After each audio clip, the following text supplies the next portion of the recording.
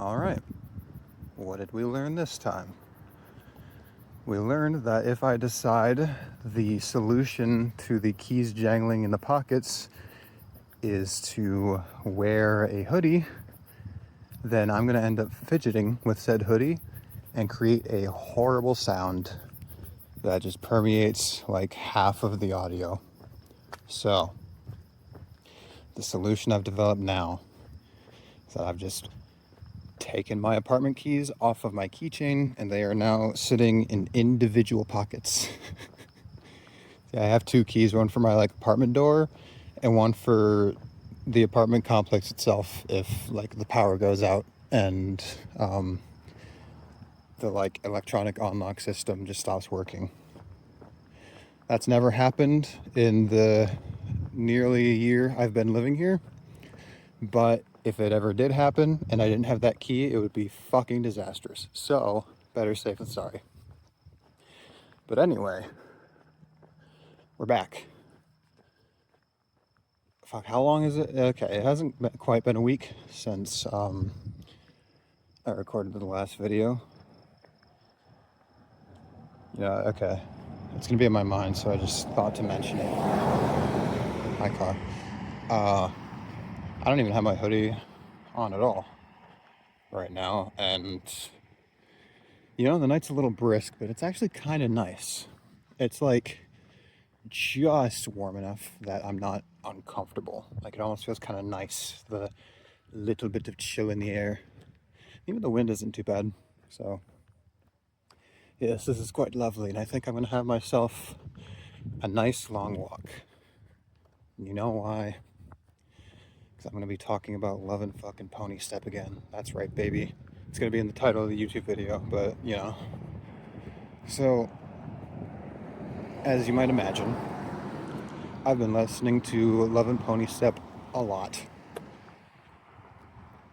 And I've got new thoughts. I've got new things to say. But it's funny.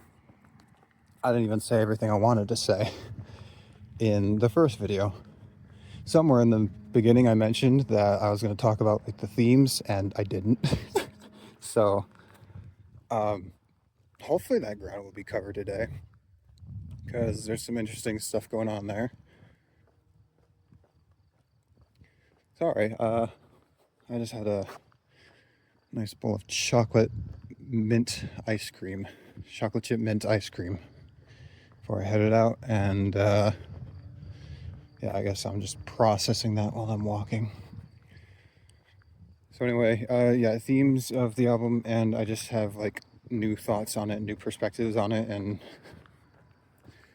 I don't know, maybe some other stuff will come up. Who's to say? So, okay. Something I want to get out of the way first is there's some stuff that I didn't notice by the time I recorded that video. So, I mentioned that the outro to the title track, Love and Ponystep, sounds a lot like the melody in Cutie Marks, the title track of Cutie Marks. And listening to it now, there's some resemblance, but I don't think it's quite a match. However, there is a melody in Angel with a Long Shot, the opening track to Love and Ponystep, that I never mentioned by name in the original video. That does sound extremely similar. I think that one might be a match. I think one might be a winner. And then, in the final chapter, the final interlude, just before the title track, I compared these side by side. It uses the same ambient track as the Things That Bind Us off of Cutie Marks, that first track. So that's really fucking cool. I don't remember if I picked up on any more references. I think I mentioned the Digital Dove. It's a reference to Wayfarer. I'm sure I did. But yeah, notice those. And if I thought about it more, I could probably find a deeper thematic connection between Cutie Marks and Love and Ponystep. The big connection I'm seeing is that they both kind of revel in the idea of just, you know, embracing who you are, embracing whatever it is you do or whoever it is you are, regardless of how cringe it might be.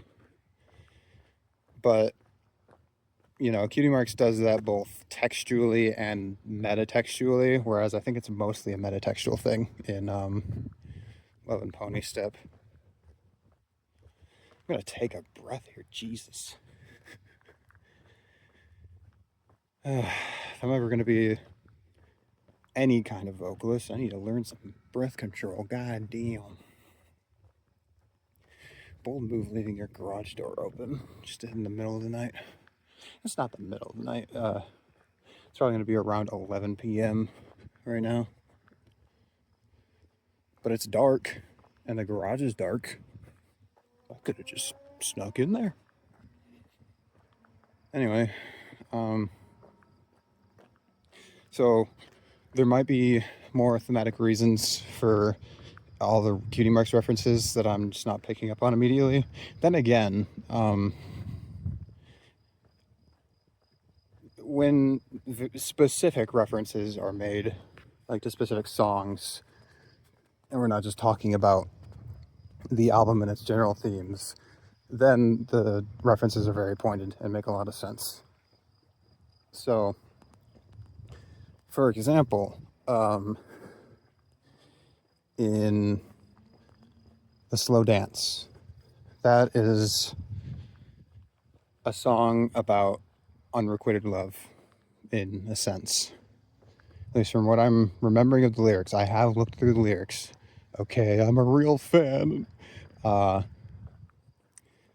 Slow Dance is about, you know, being intimate with someone, but feeling like you're kind of not on the same page about what it means to you guys, or even like feeling things that you didn't expect.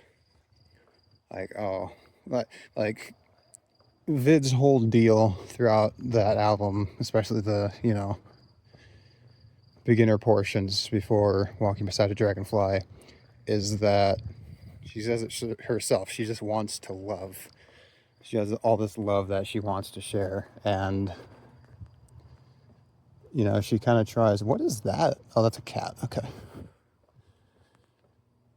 She tries. I'm not going to bother you, buddy.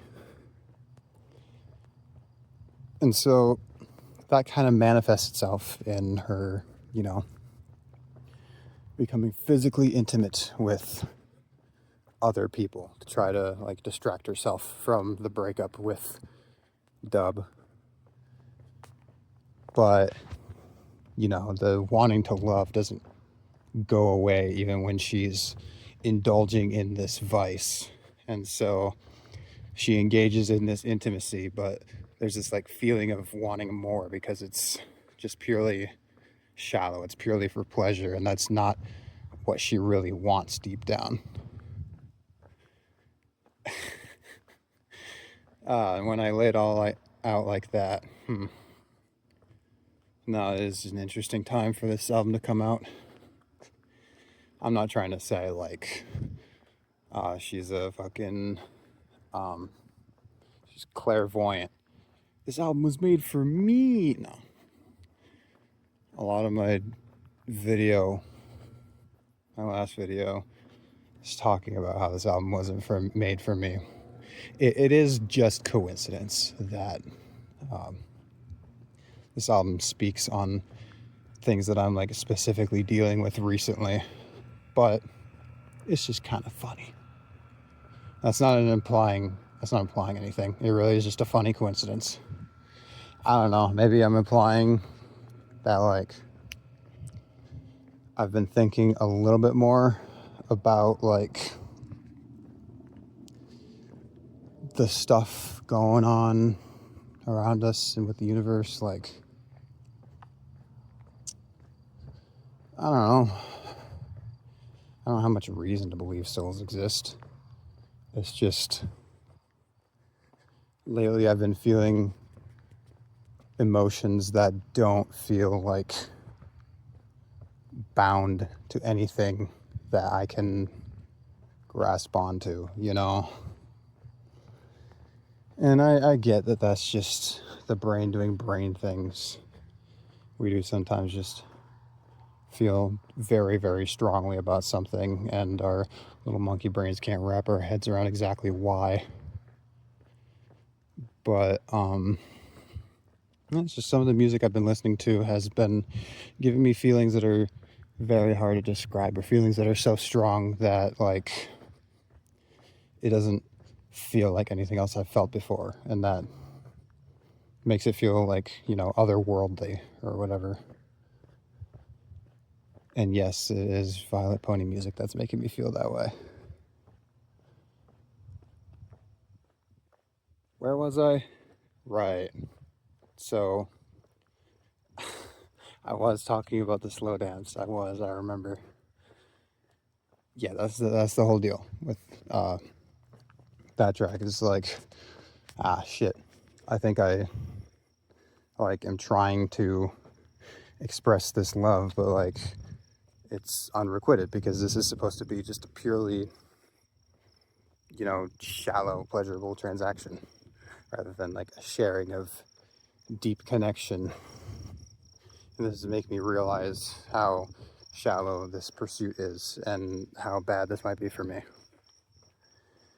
And this kind of mirrors what's going on in Wayfarer, which is certainly a different kind of unrequited love, because it isn't implied anywhere that Starlight and Sunburst in that song have engaged in any kind of intimacy. I'm gonna inflect a little better there. I'm just out of breath. I probably fucking sound like I'm out of shape. You know, maybe I am. But I feel like I walk often enough. I think I'm just bad at managing my breathing while walking and talking. I'm sure I'll get better over time. So, yeah, the unrequited love there is the more basic kind, I guess you could say. Starlight just doesn't want to tell Sunburst how she feels, because she's worried about fucking up the connection they have. A purely, like, you know, platonic, just friendly relationship, but, you know, it is the idea of unrequited love being mirrored with the reference, and that's really cool, because it's not just, you know, making the reference for some fucking, I don't know, brownie points, or to make people like me point at the screen and go, oh my god, they said the thing. It's like meaningfully tying back to things, which is something that Monarch of Monsters does really well as well. I'm sure there's others I could think of. I'm trying to think back to like some of the other references, but I'm kind of drawing a blank right now. Oh, right, there's the Key Mark's title track reference in Digital Flower Field. If you want to be really, like, specific, A Digital Flower Field is the title. Whatever. Yeah, there's a place in your mind where every dream resides. Let it out, scream and shout, it's your own damn life. I'd have to look into the lyrics to that song some more. That song is gorgeous. So I guess then I can get into, well, I'm not even done talking about the themes. God fucking damn it. Here we go.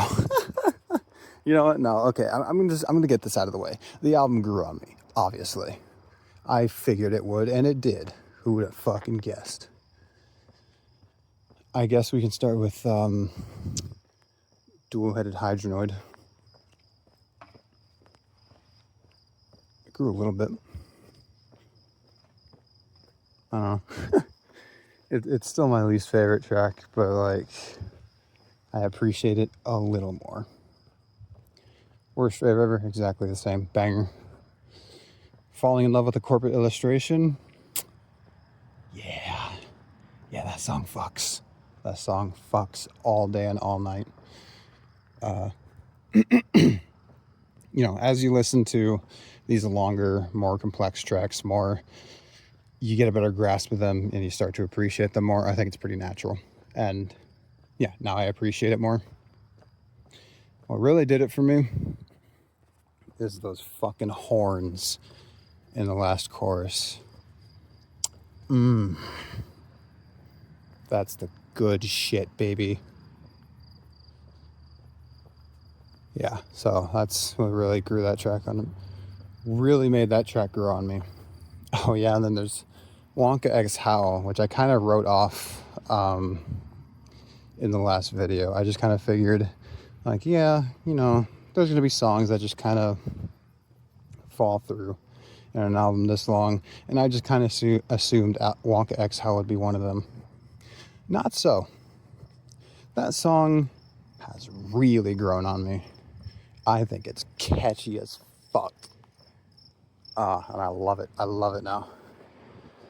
It's probably one of my favorites, crazy enough. And it's one of those that you can show to normie friends because it's, you know, pretty normal sounding, I guess you could say. Like, it doesn't have the, like, dubstep drops or weird song structures that might throw off, you know, most people. And so that doesn't demean it at all, or that isn't even to say that it's like better than those other songs. It just might make it more approachable for people who aren't used to the kind of music that Vylet often makes. But you know, it's also just a really great song. Yeah, and then after Wonka X Howl is the interlude, and then after that is Web Punk. I don't think my feelings have changed on that one much. It's a great song. Web Punk, and then Peace Love Glalie, same thing, still a great fucking song. The Slow Dance, same thing, still a great fucking song. And then there's, look, in my defense, the title is kind of weird on this one. I've become a lot more familiar with the album and its titles, but it's a weird title. I'm not going to be able to tell you it. Sorry. It's grown a little bit. It is one that I'm just not as familiar with now, even still. But, you know, it's a good song. Same thing with Lightning Bolt. I think those two tracks and Angel with a Long Shot are the ones that are having the hardest time sticking for me. Or at least the ones that I don't have, like, super solid feelings on yet. So, yeah, unfortunately, I can't report too much with those ones. Yeah, then after that is Third Interlude and Walking Beside a Dragonfly. Same thing, favorite song on the album right now. And then, yeah, Jester, same thing, great fucking song. Live, Laugh, Love 2, it's grown. It's not like a highlight for me, but it is a good song. And I don't know, I worried that it would get repetitive, and part of me wants to say it is, but I don't know. When you're listening to the song, it doesn't feel like it's dragging or anything. And I can't explain it. It feels like it should, but I've never really had that thought while listening to that song. So that's pretty good. Thumbs up. A Digital Flower Field. I mean, I already said it before, but in my first video, I believe I flip-flopped between calling it a great song and saying, like, yeah, it's fine, I don't remember it. So here's the concrete answer. A Digital Flower Field is really fucking good. The music never stops finally being incorporated into, like, The song lyrics, very, very good. That chorus is so good. Yes, yeah, great song. Great fucking song. Last interlude, and then the title track. So, here's the thing about the title track, right? That first part, the first like several minutes of that song, oh, it's excellent. Oh, it's so good. And it's a double-edged sword because, you know, it is really good and elevates the track as such. But I feel like that part of the track also kind of builds up an idea of what this song will be that I don't think it follows through on. Now, that is a me thing. That part of this track plays into an idea of what I think that it should be as the title track and last track in quotation marks. It's the climax of the album, you know, and as such I expect certain things from it just because of what I normally listen to. It isn't beholden to that. Is there no sidewalk on this side? No, there is. Okay. I mentioned this in the last video. I just expected something more like grand and bombastic, like all the prog rock and metal epics that I listen to so regularly. You know, I was expecting this shit to rival Octavarium or whatever. I don't know, it's just doing something different, and it's not something I necessarily jive with. That's okay. Yeah, the I guess rap verse, you'd call it, on that song just doesn't do it for me, I guess. I don't think the transition into it is super, like, smooth. I don't know. It's not as if Vylet Pony doesn't know how to write long songs, because she can even write longer, like, EDM songs, or longer, like, pop songs, I guess you could call them, because Corporate Illustration on the same album is really good. Facing Oblivion to Become the Lodestar is one of my favorite Vylet Pony songs, and that track is like at least 7 minutes long, I think. But I don't know. Love Ponystep, the track just feels like a little disconnected, I guess. And, you know, I do recognize that part of the problem is that I'm just not accustomed to some of these sounds, and I've been listening to that song a lot, but I just kind of wonder if that's anything that I'm going to be able to reconcile with, or if it's just going to end up being a lesser song for me, in my opinion. I don't know. I probably could take a more objective stance on it. I feel like it does feel disconnected. Like the disparate parts don't tie together very well. You know, I guess I should feel allowed to criticize even my favorite artist. But, you know, I don't think she knocks it out of the park every time. But what artist does? And, yeah, unfortunately, the title track, as high as my hopes were, still just isn't doing much for me.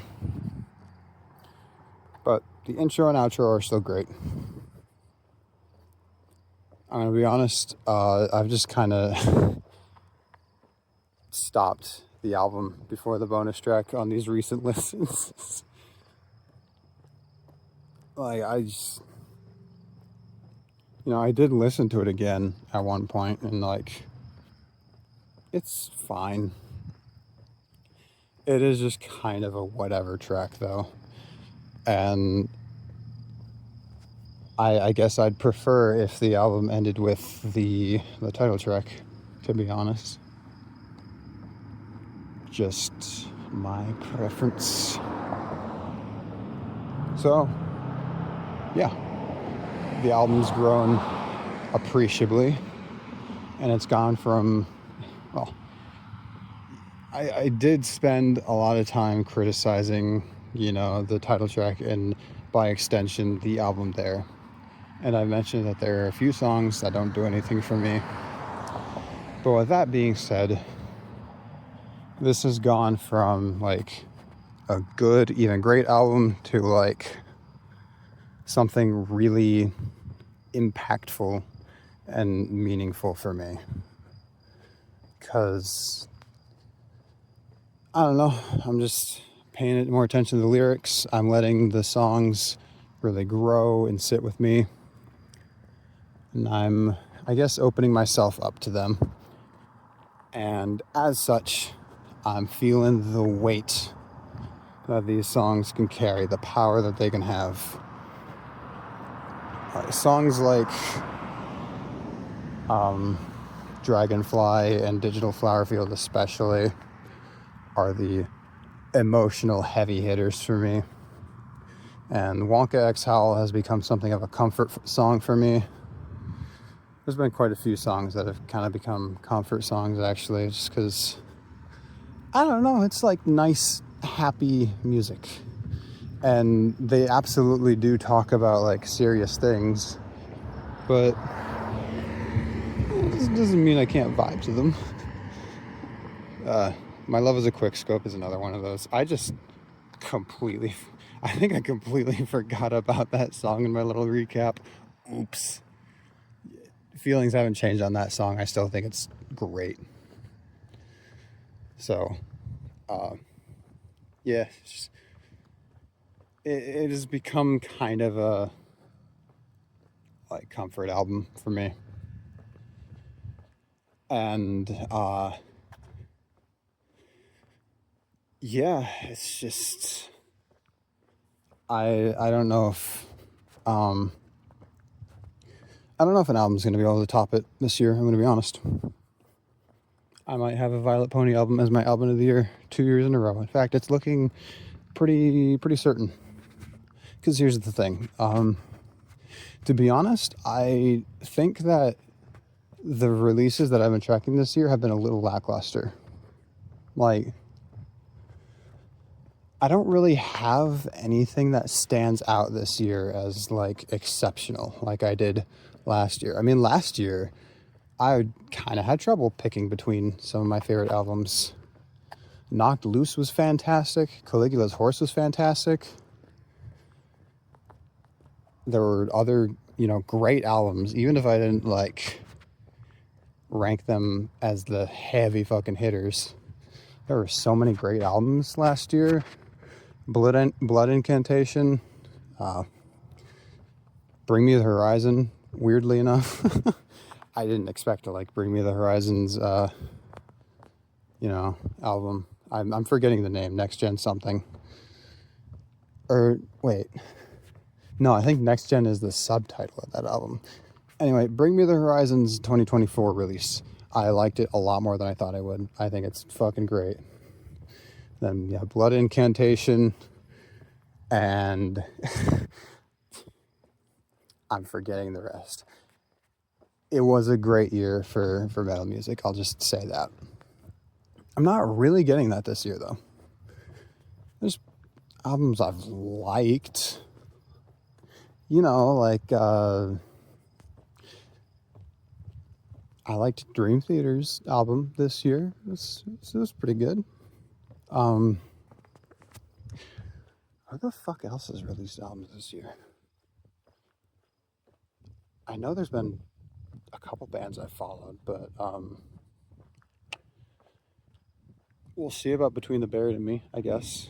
They're releasing an album this year. Could be good. The single's alright. I haven't listened to it much. What I'm trying to say is that Vylet Pony's spot at the top of my list is kind of guaranteed. Not only because I think this is easily one of the top quality albums that I've listened to this year. But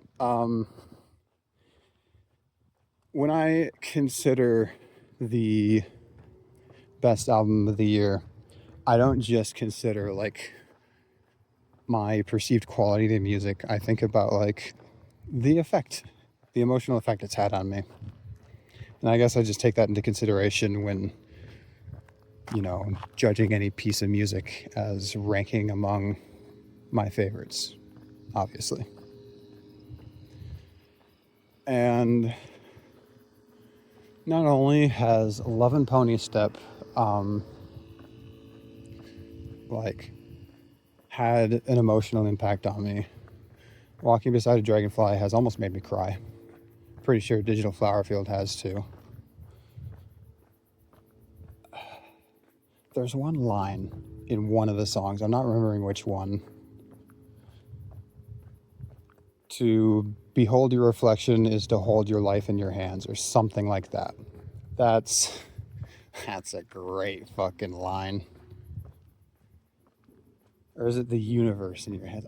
It's something like that. Just a really beautiful and poetic way of expressing the idea that you are your everything. Like, you experience all of life and all that the world has to offer through yourself. And thus you are, in a sense, your entire world. And that's why you should take care of yourself. Really excellent way of expressing that. It's beautiful. It's a message I really resonate with. Looking at it almost had me in tears. It kind of did have me in tears. You know, not to discredit Vylet Pony. She definitely hasn't needed assistance in reducing me to like really emotional states. But you know, kind of going through it right now.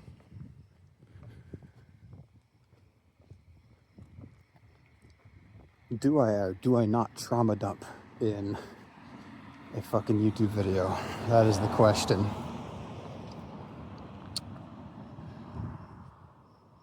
Calling it trauma seems silly, but I mean, it's fucking rough. It's really it hurts. Just our family dog is as of the time of recording this, being put down next week. And it was some time coming, but obviously now that it's there, we have a date, and there's no more uncertainty, and there's no more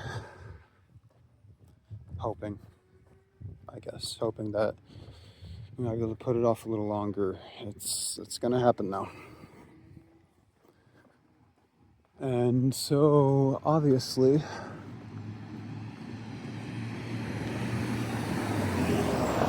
dealing with that's been a little difficult, and I've just been very, very emotional recently.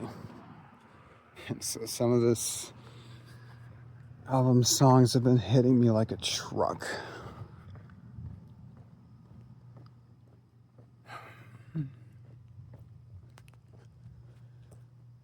And I don't know,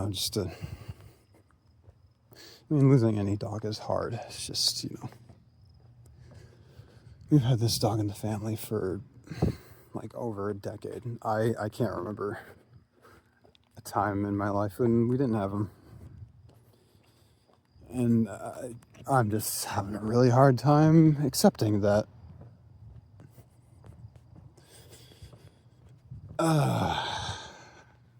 I've been recording for half an hour.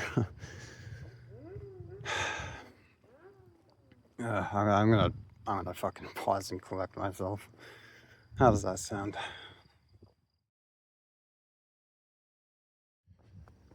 You know, thinking about it, maybe mentioning that wasn't a good idea, especially since I'm gonna have to like re-listen to this in order to like edit it and make sure. I don't know. You know what? I'm gonna admit it. I like listening to my own voice. I do have an ego. have I? I don't remember. I don't remember if I've like talked about the dichotomy between, you know, your ego and your self-esteem, like on my YouTube channel. The idea being that ego is pretty inherent to like human beings, as far as I can tell. And so you can have a really low self-esteem and you can feel like total shit about yourself and you can believe you're worthless. But there's still some ego in you. And it'll still affect you and influence you in little ways. Like, I'm getting better, right? My self-esteem has been improving. I still don't think that highly of myself, though. But I do have an ego. I have quite the ego. There's a little part of me that just really, really likes,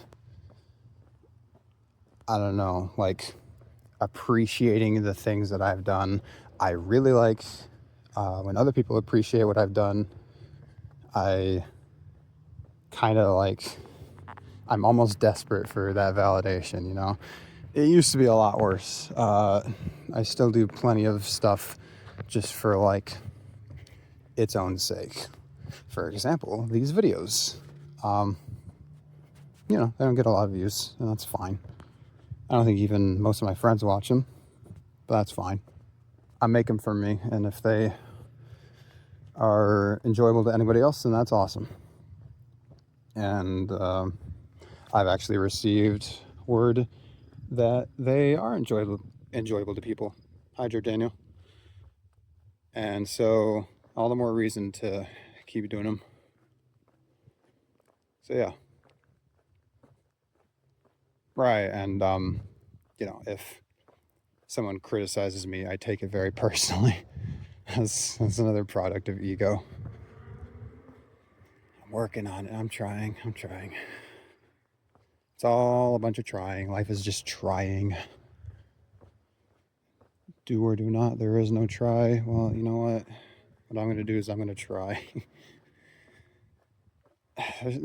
There's some truth to that statement. You know, do or do not. There is no try.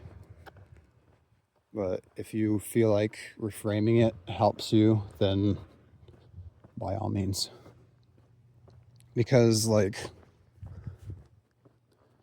if you are, like, attempting to improve yourself and you're stumbling and you're struggling, like, I don't know, if you're trying to, like, get rid of an addiction and you end up indulging yourself in what you're addicted to every once in a while still, like, you know, that is, one would say like, oh, well, at least you're trying, because you are still trying to get over that addiction. Of course, the trying part coming from like, it's not a complete 100% success. But so long as you are working at improving or getting over that addiction, you can still consider that doing the action of getting over the addiction, right? This has gone so far off track. I was talking about Love Ponystep. Themes, right? We all love themes. It's what we fucking experience art for the most part. Sometimes we just experience art because it makes us feel good for some undiscernible reason. It happens. Like my favorite song, Dream of the Dead by Caligula's Horse. I don't know what the fuck that song is about, but goddamn is it pretty. I don't know what it's about, but it just makes me feel things purely through the power of music, and that's fucking awesome. Anyway, themes. Love Ponystep. So, first theme, fuck corporations. That's the first theme. It's present in two songs primarily. Corporate illustration and webpunk. I mean, webpunk is just strictly about that. Webpunk is telling you, pirate shit, baby. Steal stuff. Hell yeah.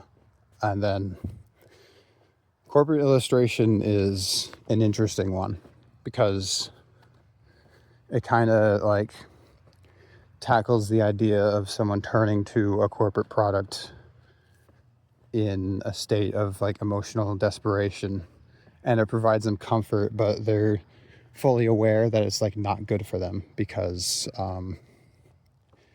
ultimately they're the one being used, not the product. Because if a corporation ever gives or sells you something, it's for their benefit, not yours.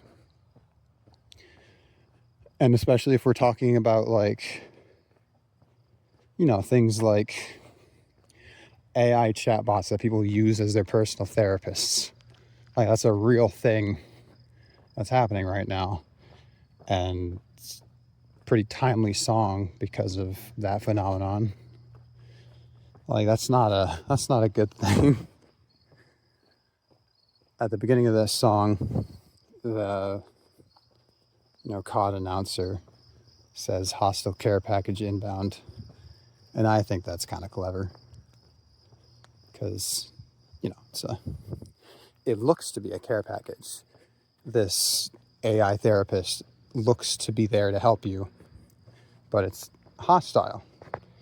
It's a robot. It does not care about you. It is only doing this because it is algorithmically driven or programmed to do so. And all the while, the company that owns it is probably farming your data and keeping you dependent on it so that you'll keep using it and they can keep harvesting data from you, or keep you on a subscription service. I don't know exactly how the AIs work, but I don't think it'd be out of the question for them to put you on a subscription model. And yeah, there's lots of just the whole idea of the song is that such a thing is very bad. And then, of course, you have that part where multiple characters say, I support copyright infringement. And it does still connect because, in a specific level, it can be about like the toxic relationship between a person and a particular corporate product. But it can also be about the toxic relationship that we have as a culture with corporate products in general.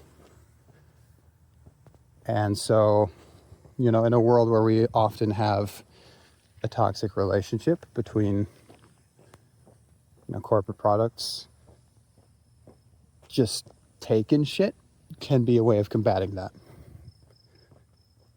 As they say in that song, one man shouldn't have all that power. You can take some of the power back by just getting some of this stuff without paying for it necessarily. Not that I would condone that. It's just, I'm just saying that's like something you could do,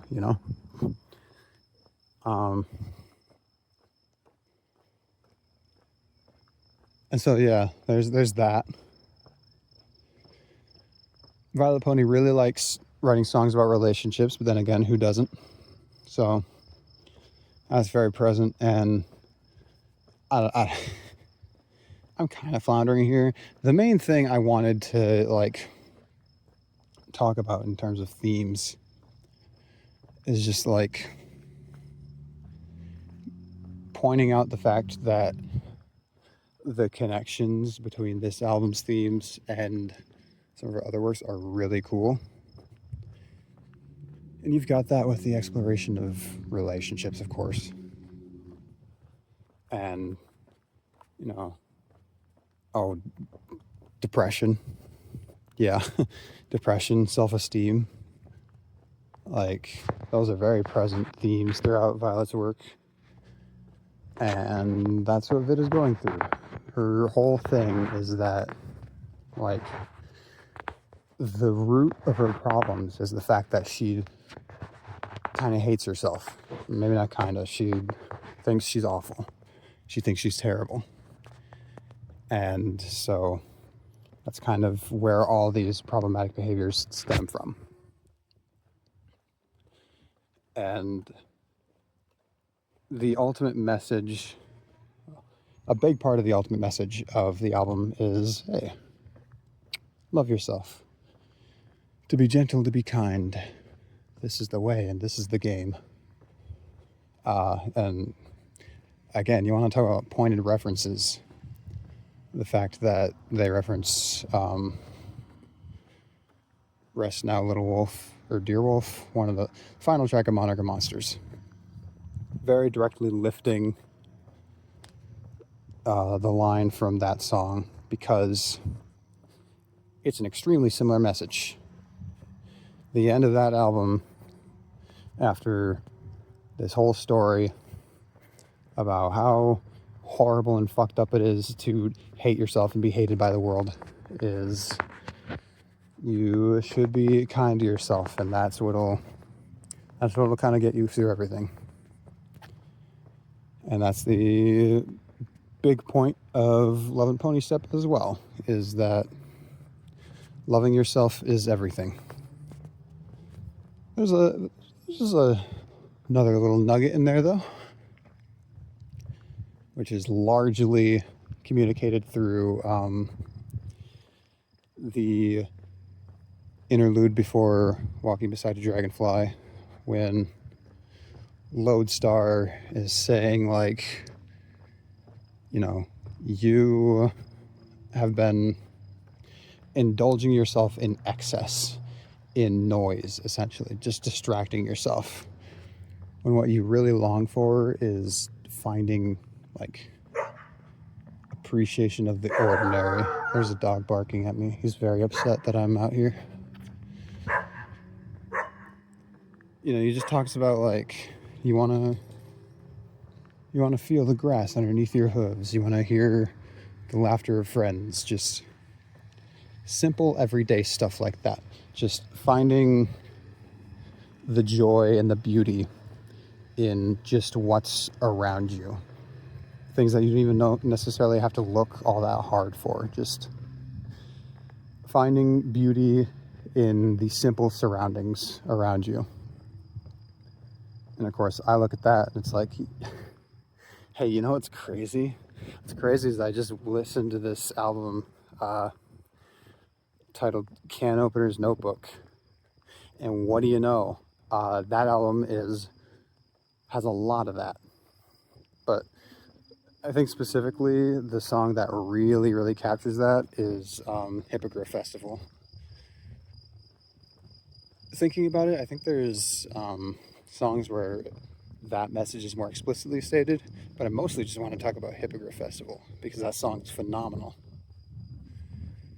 I think it might be one of my favorite Vylet Pony songs. I have a lot of favorite Vylet Pony songs. I'm getting out of breath. I'm getting very, like, I'm getting heated. Could you tell I'm passionate about this stuff? I mean,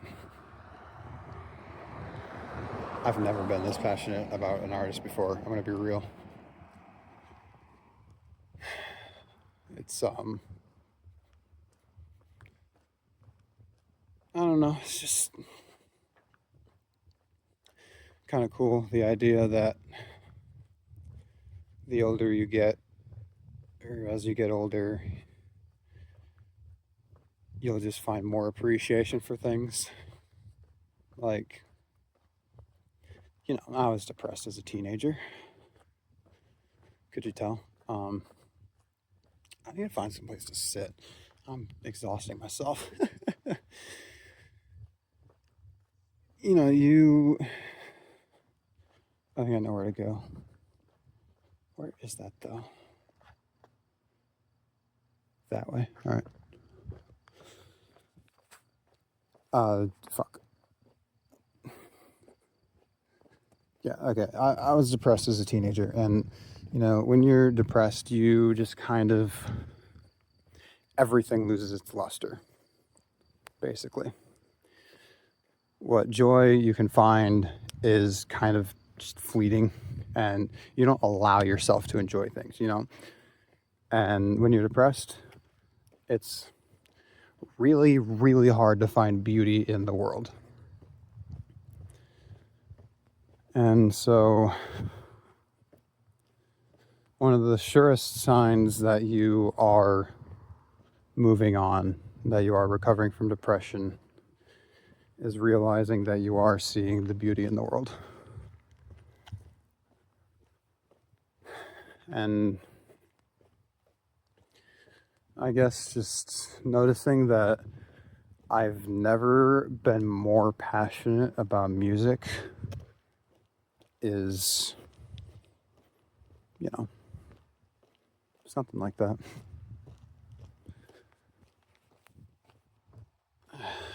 I've known for a long time that I'm slowly getting better. It's just, I guess seeing the signs is kind of cool.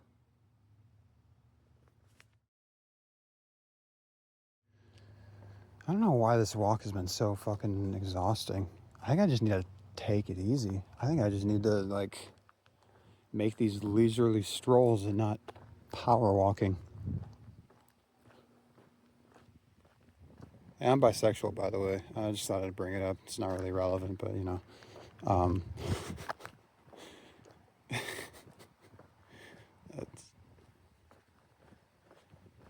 So how do you follow that up? That's a great question. Love Ponystep is pretty good. And no, I actually do think that's a good follow-up. I'm a Vylet Pony fan. Oh, cool. Oh, also I'm bisexual. Oh, that makes sense. Is this person stopping? Oh, god damn it. Okay. No, they're... Okay. I just thought I'd have to maybe pause the recording to, prevent me from looking weird. Wouldn't want that. As I just kind of casually come out in a video. I don't know. I don't see the use in hiding it. That's because I'm in a privileged position. I recognize that. Anyway, not trans yet. Okay, now let me do some clarification. I am genuinely comfortable in my body and in my identity as a man. All right. I was just making a joke that being trans would make me the ultimate Vylet Pony fan, but I'm not trans. I'm quite confident in that. If I would be, then if I was, then I can't pretend like it wouldn't be a big deal because, it's a pretty major shift in identity, especially this late in my life. But,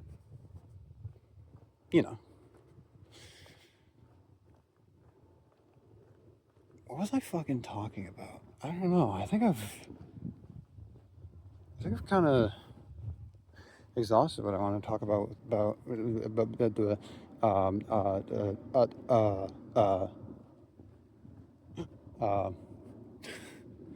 what the fuck was that? I'm half tempted to cut all that, but I'm not going to. This is raw, uncut audio.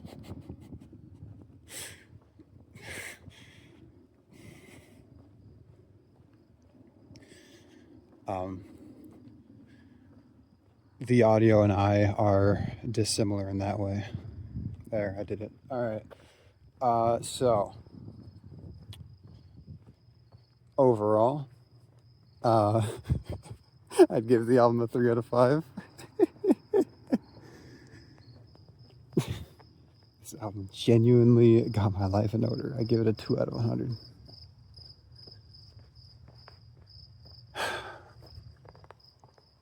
Part of me doesn't want to talk about it because it feels parasocial. It probably is a little parasocial. I can try to cope by saying I just like making people laugh. And I do. I really like making people laugh. I really like when people think I'm funny. It's just that when I drop a comment just randomly in the stream chat for my favorite artist, and it sends them into a minute-long wheezing fit, it makes me feel pretty good. Makes me feel pretty good.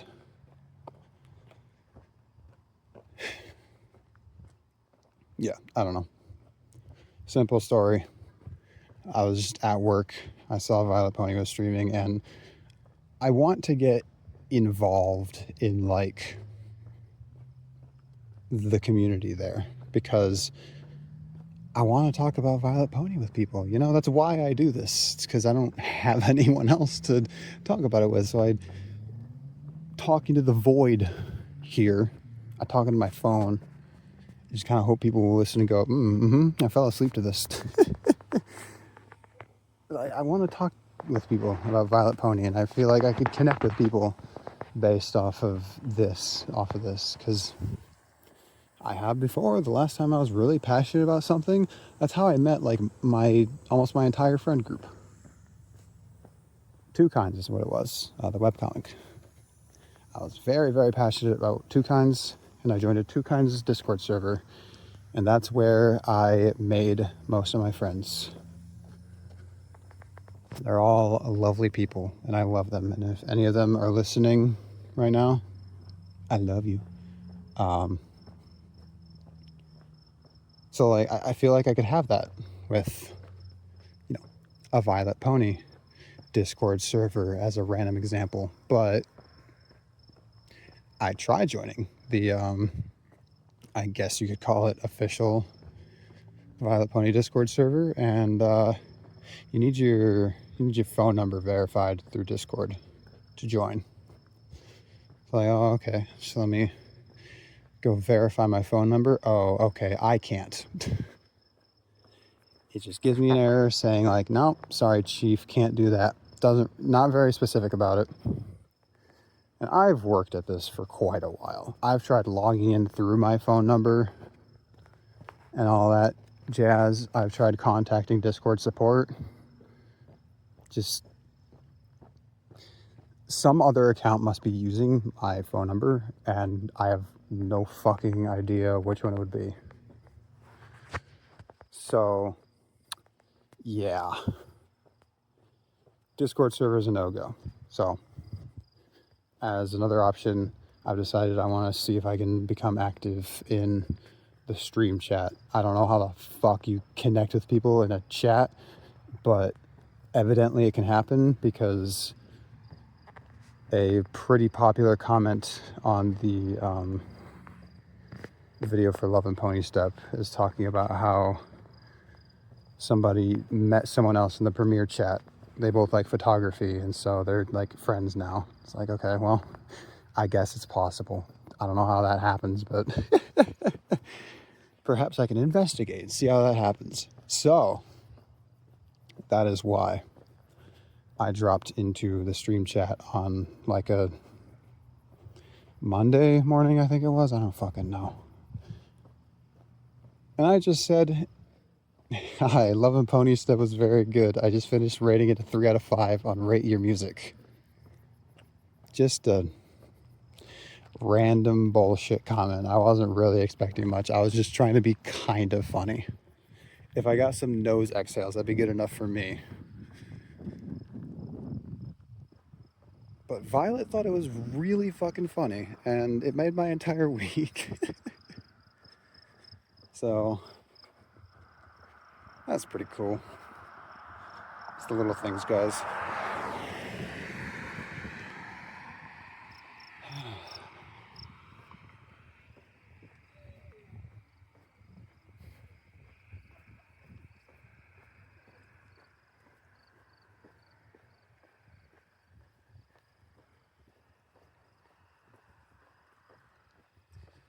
Just got quiet there because I'm probably not going to leave that in, whatever.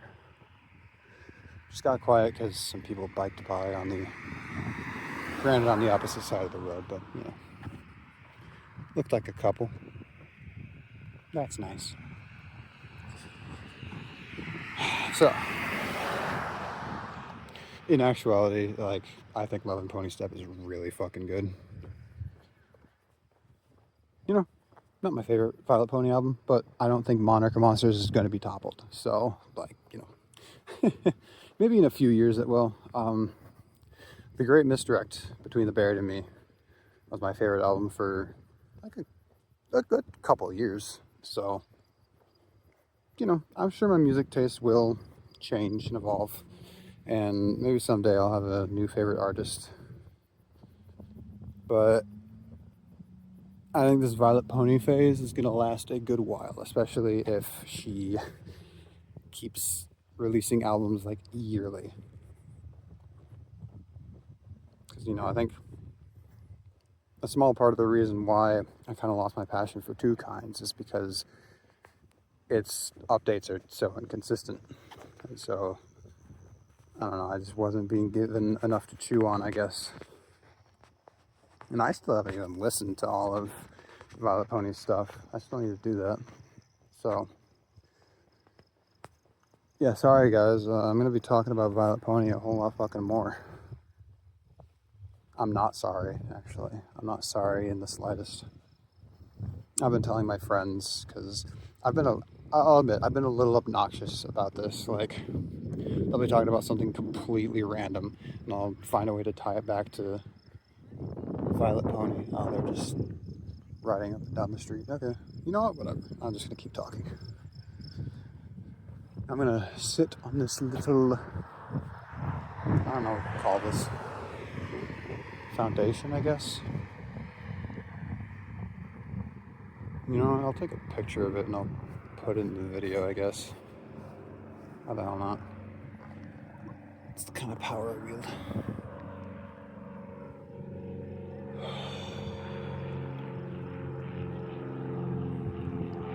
Yeah, I'm just gonna have a little sit, and then I'm gonna head back to my apartment and go to bed. I did not sleep good last night. No. Last night is when I got the call from my mom telling me that it's scheduled for next week. So, yeah, didn't sleep too good. I think the thought I didn't complete earlier is that, like, well, now this piece of art is kind of tied to this kind of big change in my life, this big emotional moment. And so, yeah, sorry, that does tend to lead to higher opinions of art. I know that a big part of the reason why I felt such a connection with Colors 2 by Between the Buried and Me, hey, there's that band again, is that I was listening to it during a very turbulent time in my life.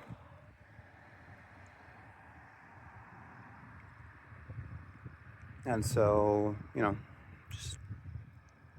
you just make associations like that.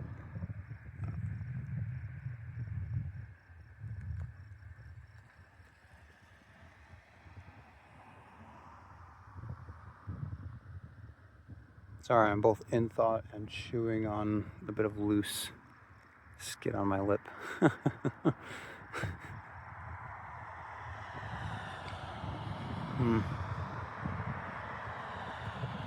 It is a wonder that I thought I was neurotypical for a time.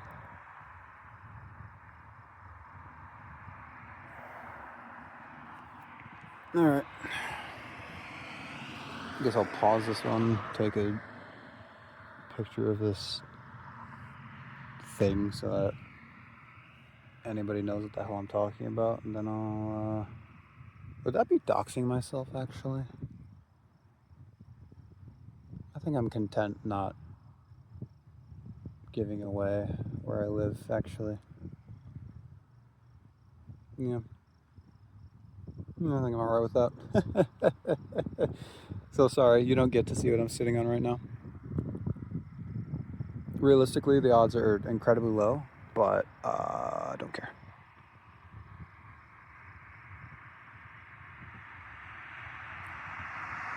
So we're just gonna keep this one going. We're gonna keep this one going all the way down to my apartment. And yeah, you know, I managed to make this recording like half about Love Ponystep. I think that's pretty good. I don't know, I feel like this one was a little more yappy than usual. Then again, why do I give a fuck about quality? What the hell? This isn't supposed to be about quality. This is supposed to be about dispelling anxiety through essentially distraction, kind of. I don't know. It's a healthy kind of distraction, I think. I am talking through my thoughts and feelings, even if they aren't strictly about what I'm feeling anxious about.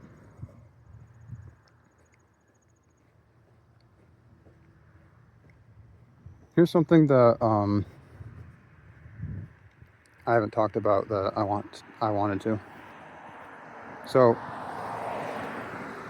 earlier I mentioned Hippogriff Festival by Vylet Pony. Who else? And you know, I think it's a fucking fantastic song.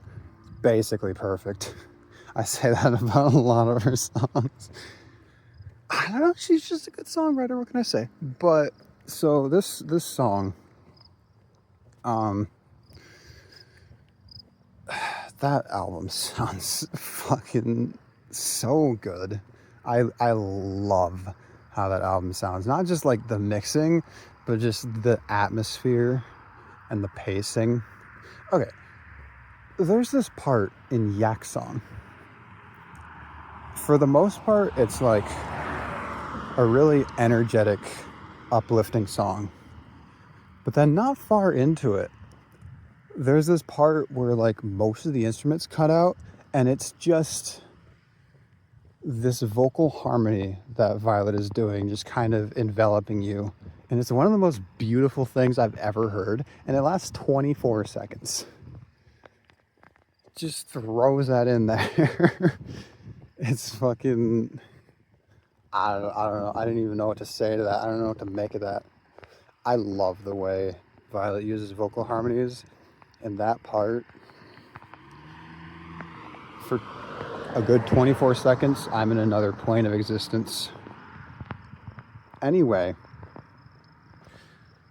Hippogriff Festival kind of has that kind of thing going on. Really, really lovely, just soft, pleasant sound for a lot of it. And then, you know, the energy picks up. The drums and like, I guess a louder synth is what you'd call it, comes in, and it has what I love. It builds up to this big loud climax with an incredible melody, by the way.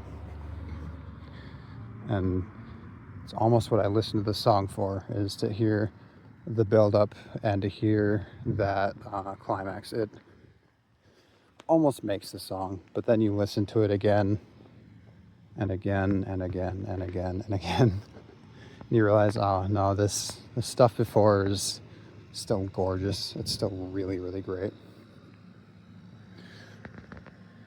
But what I want to talk about is the storytelling in the song. So the lyrics are pretty simple, and I feel like you can garner what the song is about largely through the lyrics. But as Vylet herself says in the comments of the YouTube upload of the song, the description is important.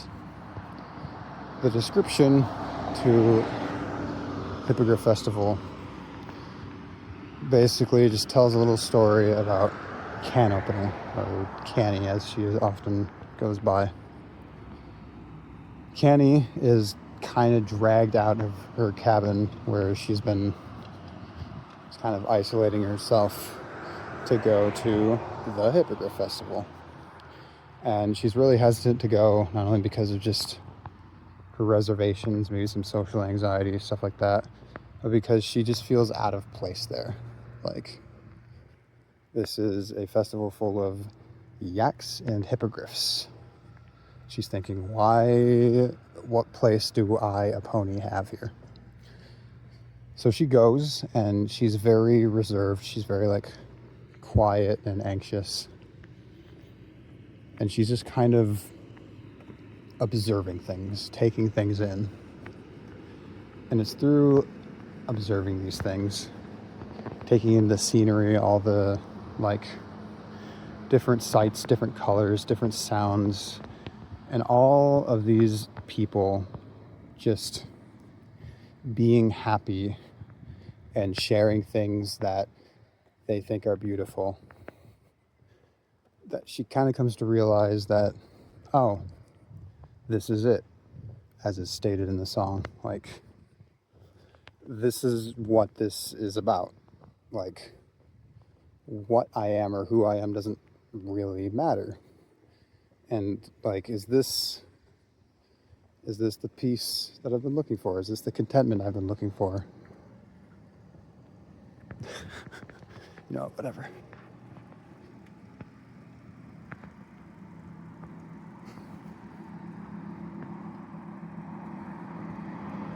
Yeah,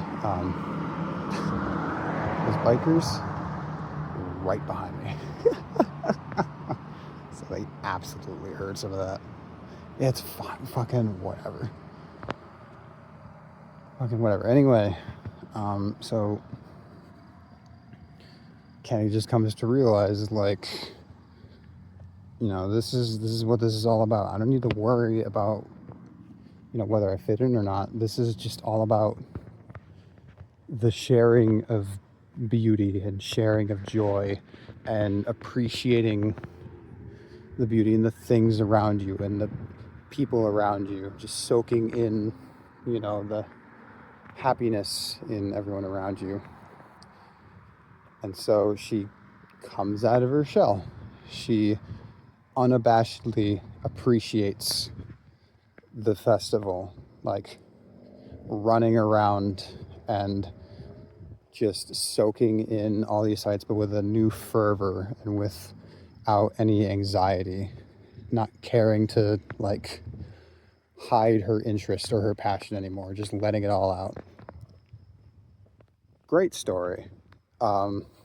Like, this idea that Vylet has, or that Vylet explores in both Can Opener's Notebook and in Love and Ponystep, and to some degree in her other works, that like you can find,